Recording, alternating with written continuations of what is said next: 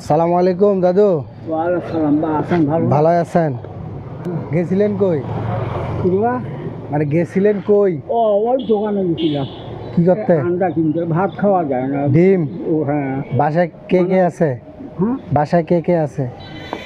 বাসায় আমি আছি, আমার স্ত্রী আছে, আর কে আছে? আর দুটো বেটি আছে। এই শাকগুলো রাখেন, লাউ শাক।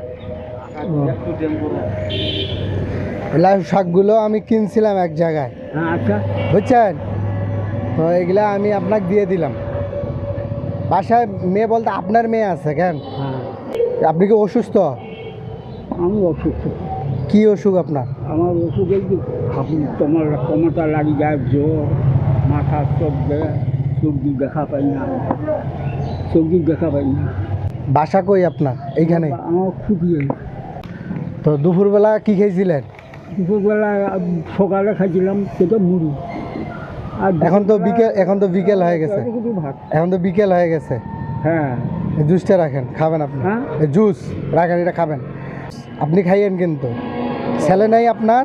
হ্যাঁ ছেলে? আচ্ছা। ছেলেরা কি করে? আর ছেলেরাই কাঁঠালে পাট কাটি বেছে, মানে কাঁঠালে কাটি বেছে, পাতা ছাগল খায়। কাটে বিক্রি করে। তো ঠিক আছে দাদু, দোয়া করবে আমার জন্য। দাদুর নাম কি?